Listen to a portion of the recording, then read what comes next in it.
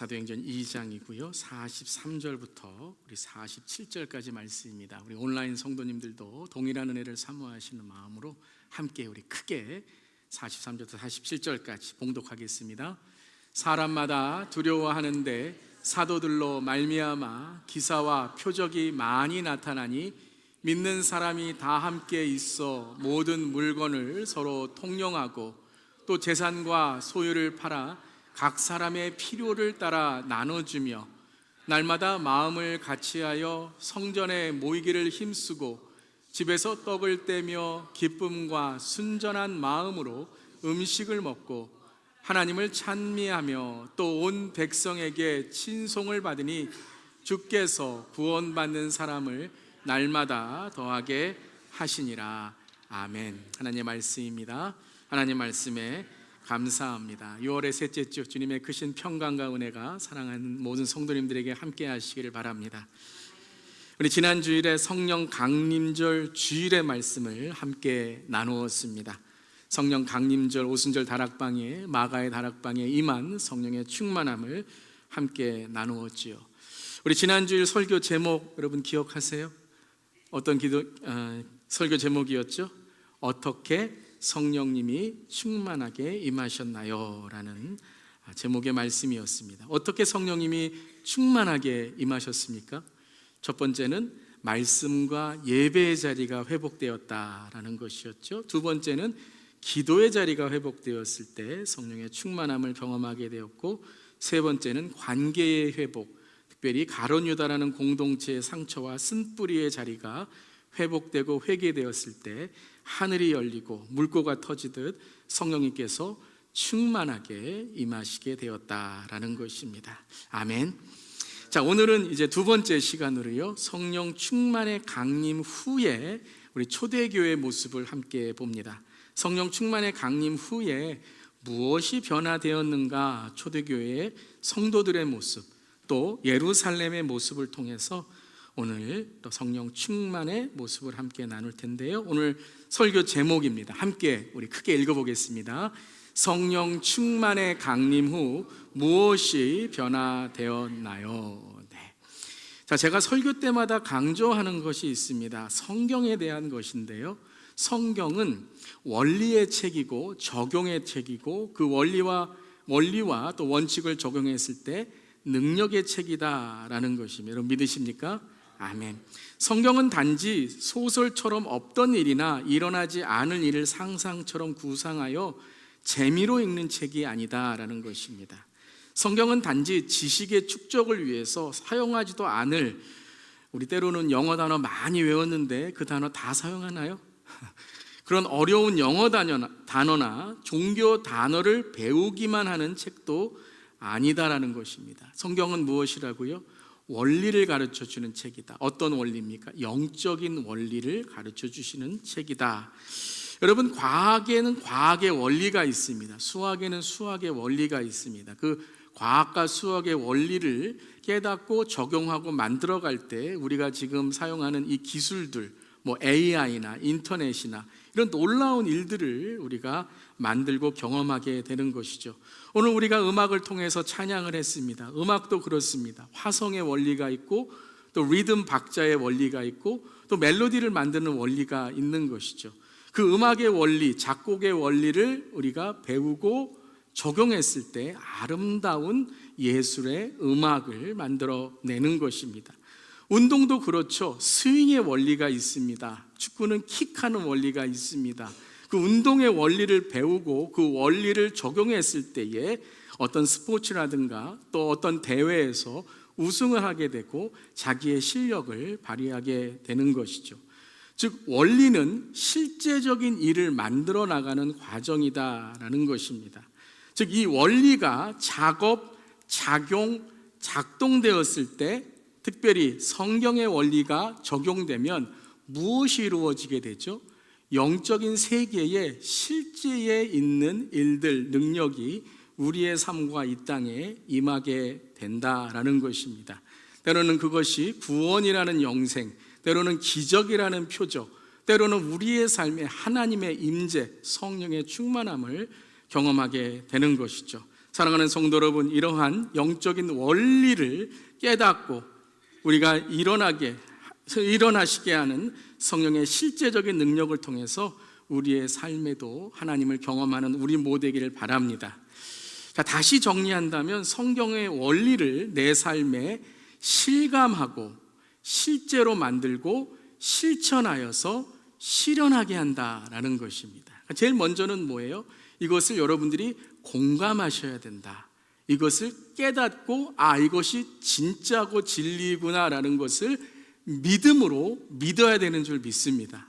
그리고 실제가 되는 삶을 실천하고 이것이 내 삶에 하나님의 영적 세계가 이루어지는, 영적인 성경에 나온 모든 것들이 이루어지는 하나님의 놀라운 실제적인 성령의 임재가 되게 되는 것입니다. 할렐루야.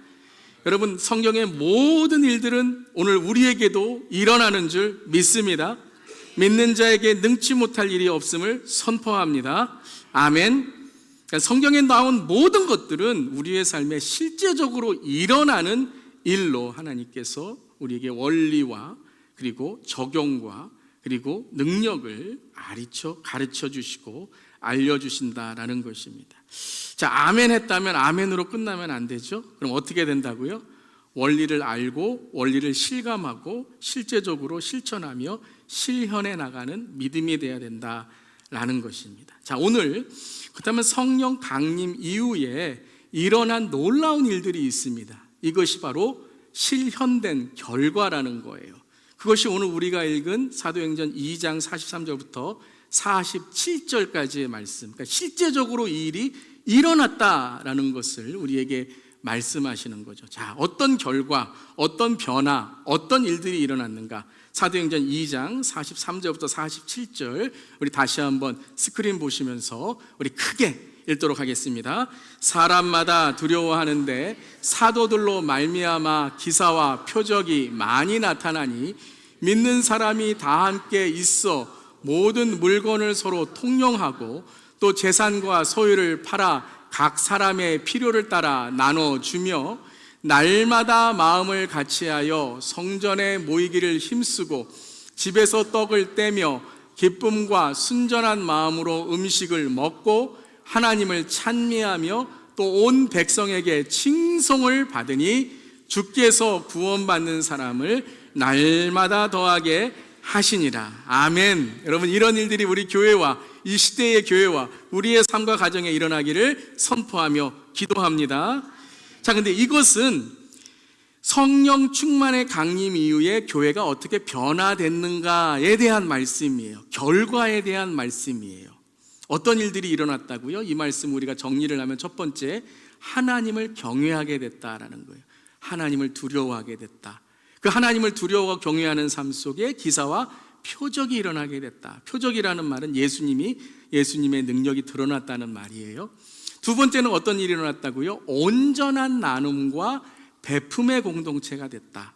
단순한 어떤 하나의 나눔만이 아니라 온 공동체가 함께 온전한 나눔과 베품의 공동체가 되었다라는 것이에요. 자, 세 번째는 무엇이죠? 교회 중심, 말씀 중심, 기도 중심의 신앙으로 그 신앙이 단지 건물에 있는 신앙만이 아니라 어떤 신앙이 되었다고요? 일상, 우리의 삶이 신앙의 삶이 되었다라는 것이죠. 그리고 네 번째는 하나님을 찬미하게 되었다. 이거는 믿는 자들만이 아니라 믿지 않는 자들, 마을과 도시와 세상 속에서 하나님이 어떤 분인지를 찬양하고 놀라게 되었다라는 것이에요. 그랬더니 사람들도 믿는 자들을 향해서, 교회를 향해서 어떻게 했다고요? 칭찬하고 높여주었다라는 것이죠. 그리고 마지막 결과가 무엇이죠? 구원받는 자가 늘어나게 되었다, 더하게 되었다라는 것입니다. 와, 정말 감동이 되는 모습이 아닙니까? 여러분, 이런 일들이 일어나기를 기도합니다. 교회의 모습이고 변화가 된 결과의 모습이죠. 자, 그렇다면 이러한 모습이 우리 주 예수 교회와 우리 성도님들과 이 시대의 교회와 사회에 일어나기 위해서 그럼 우리가 무엇을 알아야 된다고요? 이 43절 이전에 있었던 원리를 알아야 된다. 이것을 우리가 배워야 된다라는 것이에요. 결과만을 설명하는 게 아니에요. 결과만을 우리가 부럽다, 참 우리는 저렇게 안 되는데 저들은 어떻게 저렇게 될까? 성경에 있는 말씀이야, 몇천 년 전에 있던 말씀이야, 지금은 일어나지 않아. 이런 무지와 무식이 아니라 우리가 오늘 뭘 배워야 되냐면 이 온 세상, 영적인 세계만이 아니라 온 세계와 또 시대와 공간과 모든 것을 초월하시는 하나님의 성경적 원리, 이것을 통해 성령 충만 강림 후 어떻게 이러한 변화와 결과가 일어나게 되었는가, 이것을 오늘 함께 나누기를 바랍니다. 아멘. 자, 그렇다면 성령 충만 강림 후에 어떻게 이러한 43절, 47절까지의 변화가 일어났는가, 우리 첫 번째 원리입니다. 함께 읽겠습니다. 진짜로 예수님을 만났습니다. 다시 한번 크게 읽을게요. 진짜로 예수님을 만났습니다. 어떻게 만났다고요? 진짜로. 이 진짜라는 것은 인격적으로 정말 성령이 임하여서 성령, 예수님의 영으로 그들이 예수님을 바로 알고 예수님이 누구신지를 깨달을 뿐만 아니라 예수님이 우리와 함께 하심을 이제 알게 되고 믿게 되고 적용하게 되고 실천하게 되고 실현하는 삶이 되었다라는 것이에요. 자, 이것이 이제 계속해서 2장 초반부부터 성령이 충만하게 임한 이후부터 계속 예수에 대한 증거를 하게 되는데요, 그 중에 대표적인 것이 21절, 22절 말씀 함께 읽겠습니다. 누구든지 주의 이름을 부르는 자는 구원을 받으리라 하였느니라. 이스라엘 사람들아, 이 말을 들으라. 너희도 아는 바와 같이 하나님께서 나사렛 예수로 큰 권능과 기사와 표적을 너희 가운데서 베푸사 너희 앞에서 그것을 증언하셨느니라. 자, 성령이 충만하게 임하니까 그들이 이제 집중하기 시작해요. 그들이 증거하기 시작해요. 그들이 서로 이야기하기 시작해요. 누구에 대해서요? 예수님에 대해서. 예수님이 누구신지를 정확하게 이야기하기 시작하는 거예요. 23절에도 24절에도 성경 구약의 예언, 시편의 예언, 다윗의 예언을 통해서 선포하고, 또한 계속해서 32절에는 예수를 하나님이 살리신지라 우리가 다 이래 증인하고 하나님이 오른손으로 예수를 높이시며 그가 약속하신 성령을 우리에게 보내셨다라고 하며 예수를 증거하고 예수를 선포하고 예수님의 십자가를 지금 만방에 알리기 시작했다라는 것입니다. 여러분, 우리가 성령이 임하게 되고 성령이 충만하게 되면 우리 안에 진짜 예수님을 믿는 믿음이 생기는 줄 믿습니다. 여러분, 솔직히 제자들은 예수님이 왜 죽으셨는지 그 이유를 모르고 있었어요. 예수님이 그렇게 말씀하셨는데도 예수님이 죽으신 이후에 그 이유를 알지 못하고 그들은 도망가고 그들은 피하고 그들은 겁내 무서워했습니다. 겁을 내고 무서워했어요. 얼마나 많은 기적을 보고 경험해도 그들은 무력하고 십자가 앞에서 처형당하시는 예수님의 모습을 보며 실망하고 절망에 빠져 있었어요. 또 죽으신 예수님이 사흘 만에 부활하셨을 때에도 제자들은 예수님을 보면서도 유령을 만나는 것처럼 미신적인 그런 신앙의 부활인 것처럼 변화되지 않았어요. 그렇기에 여러분, 십자가의 사건도 부활의 사건도 승천의 사건도 그들에게는 아무런 영향이 되지 못했어요. 아무리 교회의 설교를 들어도 아무리 예배를 많이 나와도 예수님의 십자가의 사건, 부활의 사건, 승천의 사건, 다시 오심의 사건, 우리의 구원과 역사하신 예수님을 모른다면 우리의 일상은 변화되지 않고 우리의 신앙은 깨닫지 못한다라는 거예요. 성령이 임했을 때, 성령이 충만하게 임했을 때에 그들은 예수님을 진짜 만나게 되고 진짜 예수님을 증거하게 되었는데, 예수님을 진짜 만난다는 것이 무엇이에요? 십자가의 주님을 만나야 돼요. 아멘. 부활의 주님을 만나야 돼요. 아멘. 승천하신 주님을 만나야 돼요. 다시 오실 주님을 만나야 돼요.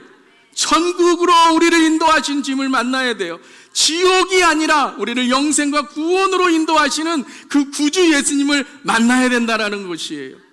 그냥 오래전에 있었던 어떤 한 사람, 착한 사람, 어떤 선지자, 어떤 좋은 사람이 아니라 우리의 구원자, 모든 인류를 구원하시고 영생을 주시는 단 한 분, 그 구원의 길 예수를 만나야 되는 줄 믿습니다. 그게 바로 성령님을 만나고 성령의 충만한 증거라는 것이에요. 사랑하는 성도 여러분, 이 예수님을 만나셨습니까? 아멘. 예수님을 정말 내 삶의 구주, 구원자, 주인으로 여러분은 영접하시고 만나셨습니까? 예수님이 내 안에 계심을 고백하며 살아가십니까? 이게 성령님이 내 안에 충만하게 임한 변화라는 거예요. 그리고 이 성령님이 임한 변화가 내 안에 있으면 43절부터 47절까지 하나님께서 이러한 역사를 이루어 주시는 줄 믿습니다. 우리는 자꾸 결과에만 집중해요. 이러한 일을 해주세요, 축복해 주세요, 신앙, 말씀 깨닫게 해주세요. 근데 우리가 예수님을 만나야 된다는 거예요.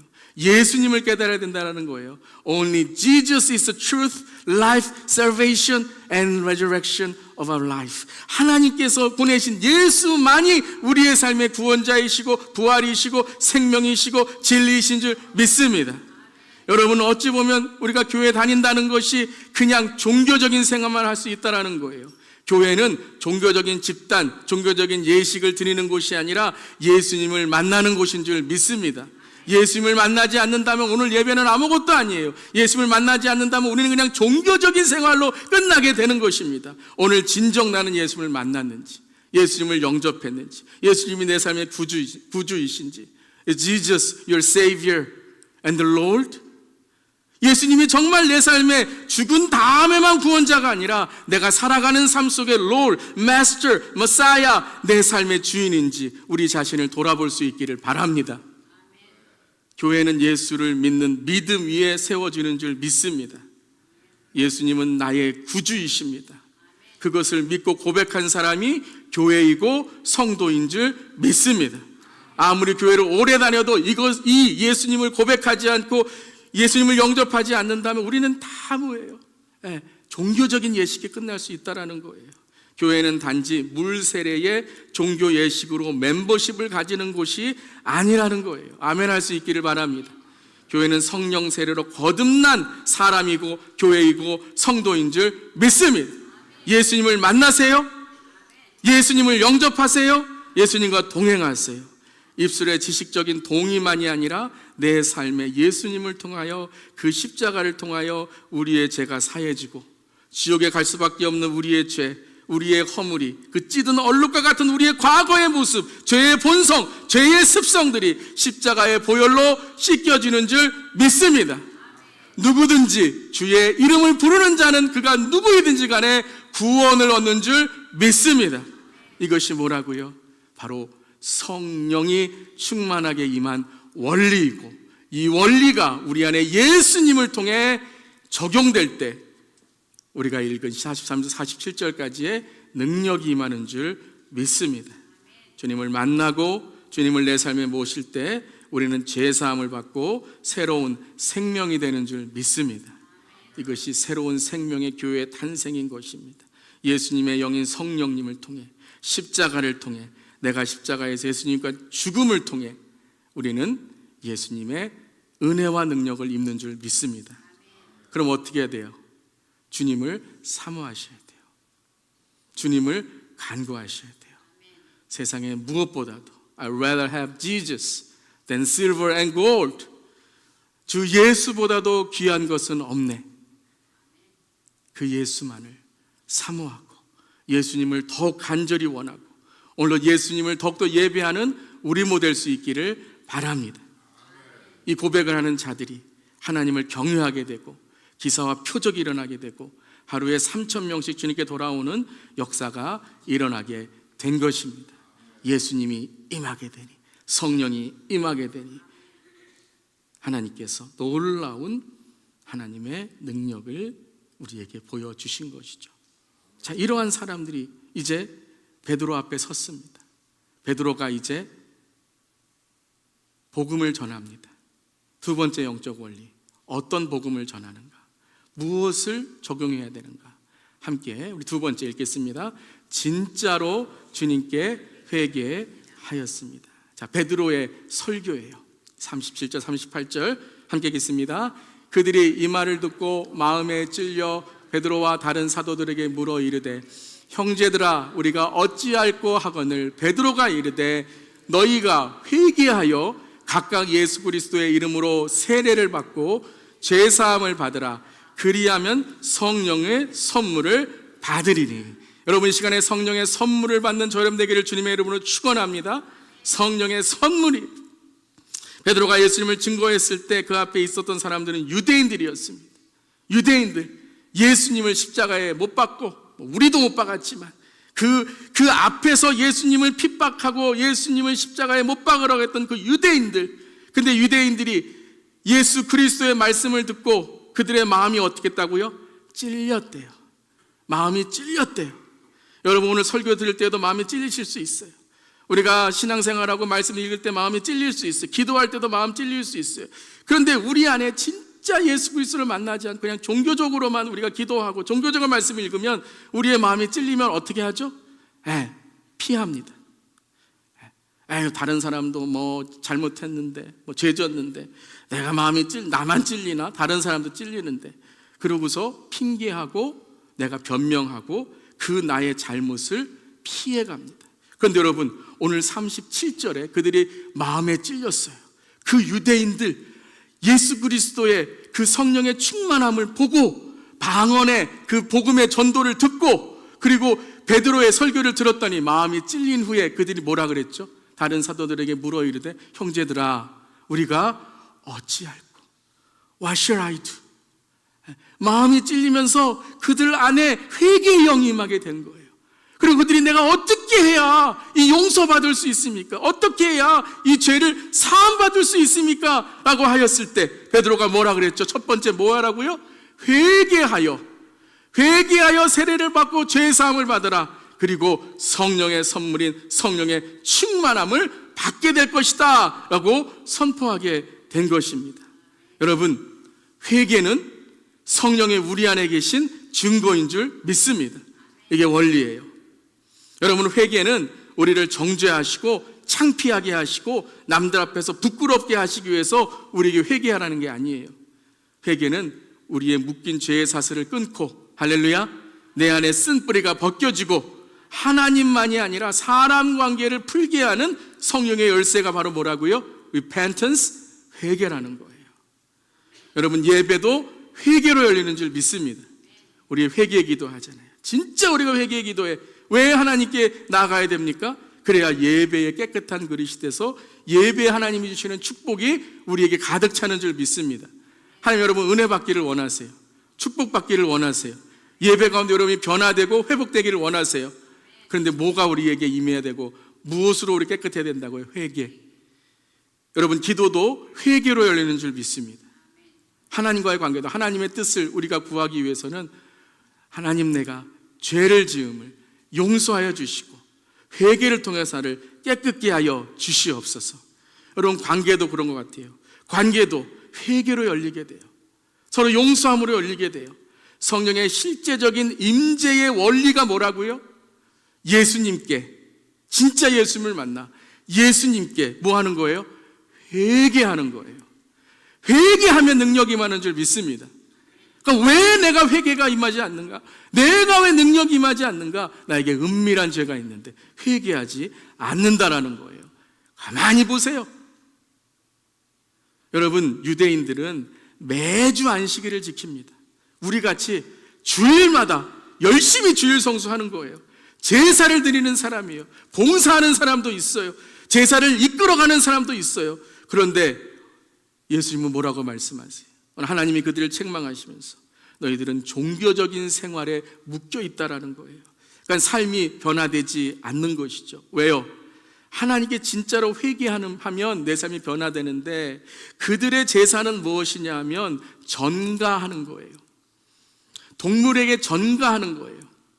그런데 여러분, 전가하는 게 제사인데 전가만 하면 안 되고 그 제물이 바로 누가 돼야 돼요? 내가 돼야 돼요. 여러분, 오늘 이 예배가 내가 돼야 되는 거예요. 회개로 주 앞에 나가는 게 내가 돼야 되는 거예요. 그러면 전가만 하면 안 되죠. 내가 연합이 돼야 되죠. 내가 제물이 돼야 되는데 그저 내 책임, 내 죄를 전가만 하고 끝나는 거예요. 아, 내가 용서받았구나. 그런데 진정한 회개를 하지 않으니까 단지 제사로 나의 죄를 숨기려고 하는 거예요. 사랑하는 성도 여러분, 예배는 죄를 숨길 수 없습니다. 기도는 죄를 숨길 수 없습니다. 말씀으로 죄를 숨길 수 없어요. 아멘. 예배로 회개하는 거예요. 기도로 회개하는 거예요. 아멘. 말씀으로 회개하는 것이지 우리가 말씀으로 우리의 죄를 싹 덮어서 안 보이게 하는 게 아니라는 거예요. 이게 종교적인 예배다라는 거예요. 물론 종교로서 우리가 예식을 우리 주님께 드리지만 그 가운데 회개가 임하고 성령의 충만함이 임하게 돼야 되는 것이죠. 그렇기에 그들에게는 능력의 신앙이 아니라 강요와 부담, 하기 싫은 예배, 하기 싫은 설교, 하기 싫은 봉사, 하기 싫은 나의 삶이 되어서 얼굴은 맨날 어둡고 주님께 기도해도 말씀을 읽어도 찬양을 해도 예배를 드려도 기쁨이 없는 거예요. 신앙생활에 기쁨이 없는 거예요. 왜입니까? 그들 안에 진정한 하나님의 임재가 없기 때문이라는 거예요. 그래서 38절 죄의 사함, 세례를 말하기 전에 제일 먼저 뭐 하라고요? 씻으라, 회개해라, 회개하여 세례를 받고 회개하여 세례받음으로 죄사함을 받으라라고 말씀하시는 거예요. 아멘. 세례는 상징입니다. 세례는 내가 죽고 예수로 사는 상징이에요. 실제적인 본질은 뭐예요? 예수 안에 새롭게 되는 거예요. 세례는 나는 죽고 예수님과 연합하여, 다시 말하면 내가 회개하고 예수님께 용서받음의 증거가 뭐라고요? 세례라는 거예요. 세례가 필요 없는 게 아니에요. 세례를 통해서 우리가 상징을 보게 되는 거예요. 아, 세례 받음이 내가 죽고 예수를 연합하는 거예요. 그러면 그 상징은 뭐를 우리에게 가르쳐 줍니까? 의미를 가르쳐 주는 거예요. 아, 진짜 본질은 회개함으로써 내가 예수님께 용서받는 거구나. 이 시간 회개가 열리기를 선포합니다. 회개로 나의 삶이 죄사함 받고 거룩함을 받고 그 죄에서 해결되고 해방되고 성령의 햇빛이 비추어지는 줄 믿습니다. 여러분, 그러니까 예수 안 믿으면서 세례 받으시면 안 돼요. 그냥 교회 나오니까 어쩔 수 없이 뭐 직분 받아야 되니까 어쩔 수 없이 하는 게 아니라, 또 죄 있으면서 여러분들이 예수님이 내 안에 계신 것처럼 살아가면 안 돼요. 예수님을 진짜로 만나고 진짜로 주 앞에 회개하고 오늘 이 시간에 하나님께 주신 성령의 충만한 체험과 우리의 내적인 변화가 일어나기를 주님의 이름으로 축원합니다. 자, 그런 후에 마지막 세 번째입니다. 이제 놀라운 일이 일어나는 것이 단지 성령의 체험과 충만함과 내적 변화만이 아니라 그들이 외적인 변화가 일어나게 됩니다. 무엇이었습니까? 자기 것을 팔아 각자의 필요를 따라 다 나누어 줍니다. 여러분, 대단하지 않습니까? 그냥 나누어 줬다, 내 거 일부를 나누어 줬다는 것이 아니라 자기 것을 다 팔아 필요한 자들을 다 알아서 각자의 필요에 따라 서로 나누어 주고, 그리고 온전한 나눔과 베품의 공동체가 되었다라는 것입니다. 자, 이런 일이 어떻게 일어날 수 있을까요? 자, 세 번째에 우리 마지막 원리 함께 읽습니다. 진짜로 주님의 다시 오심을 믿었습니다. 진짜로 뭐라고요? 주님의 다시 오심, 재림을 믿었다라는 거예요. 자, 성경의 원리는 분리되지 않습니다. 한 원리는 다른 원리를 돕고 두 원리는 또 하나의 원리를 돕는 거예요. 예수님을 진짜 만났습니다. 그럼 내가 죄인인 줄을 알죠. 그럼 회개가 임하게 되는 것입니다. 근데 내 회개의 근본적인 본질의 회개는 뭐냐면 예수님의 다시 오심, 예수님의 심판대 앞에 쓴다라는 거예요. 지금 내 삶에 이 죄가 사해지면 뭐 좀 더 오래 살고 좀 더 잘 살고 좀 더 뭐 내가 뜻있게 살고 이것만이 아니라 최종 회개해야 되는 근본적인 본질은 나의 모든 죄가 심판대 위에서 하나님께 심판받는다라는 거예요. 근데 그것은 죄만이 아니라 나에게 주신 달란트, 재능, 은사, 물질, 축복까지도 하나님께서 보고 계시다라는 것이죠. 제가 질문을 드리겠습니다. 지금 이 시간 주님이 오신다면 여러분 어떻게 하시겠습니까? 다른 질문을 드리겠습니다. 오늘 이 시간이 저와 여러분의 마지막 시간이라면 어떻게 하시겠습니까? 여러분, 목회를 하다 보면 이제 소천 받으시는 우리 성도님들을 뵐 때가 있습니다. 혹은 죽음을 맞이하는 분들을 또 뵐 때가 있죠. 임종을 맞이하는 많은 분들의 마지막 유언이 무엇일까요? 뭐 저의 경험이기도 하지만 많은 목사님들의 경험, 또 많은 분들의 그러한 유언에 대해 우리가 생각할 때에 그 마지막 유언은 좀 더 돈 많이 벌어야지, 오래 살고 더 먹어야지, 이런 게 아니라고 하더라고요. 물론 그렇게 말하는 수도 있을 수 있겠죠. 그런데 대부분의 마지막 유언은 뭘까요? 첫 번째는 더 사랑해야지, 내가 더 사랑했어야 되는데. 두 번째는 더 나누었어야 되는데, 내가 자녀들에게 본이 되었어야 되는데. 그리고 우리 그리스도인들은 뭐예요? 그렇죠, 예수님 더 잘 믿고 신앙을 더 잘 지켰어야 되는데 라는 거예요. 자, 오늘 우리에게 놀라운 은혜가 되는 외적인 변화들, 우리 이 구절은 참 많이 읽습니다. 어떻게 이러한 변화들이 일어났나?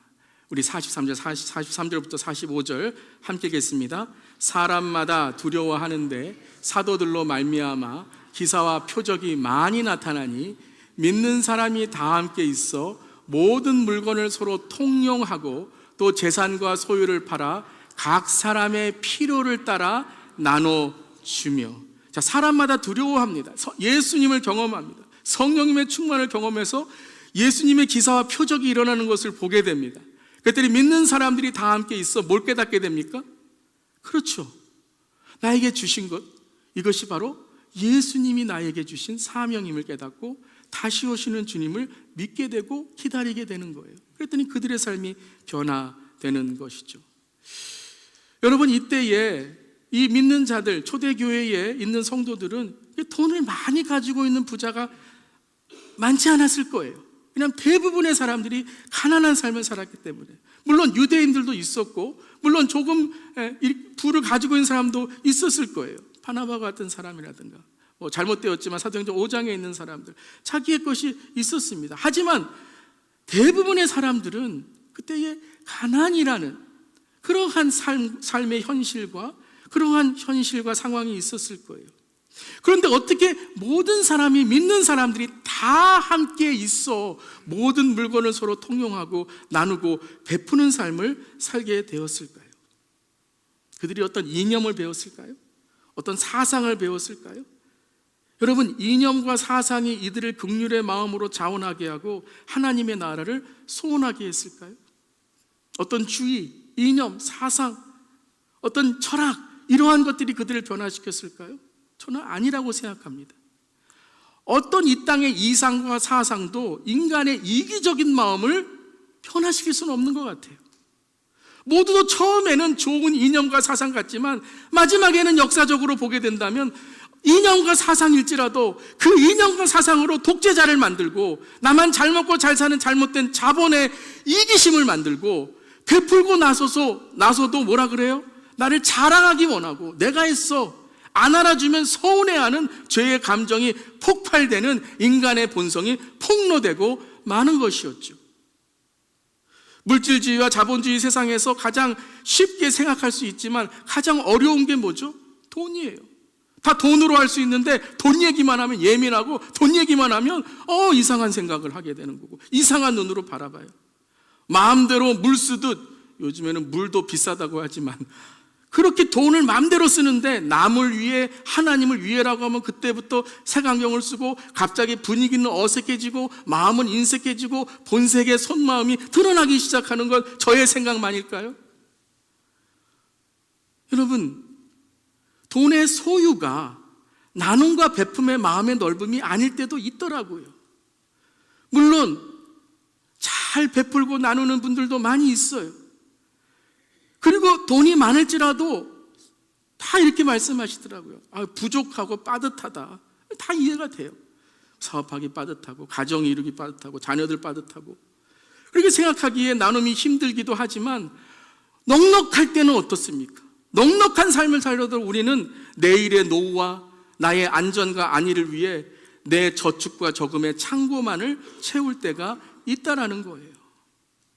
우리가 여러분 오늘 말씀에서 기억할 것은, 오늘 초대교회가 오늘 이 외적인 변화로 인한 온전한 나눔과 베품은 단지 이념적인 공동소유와 상상적인 평등의 나눔이 아니라는 거예요.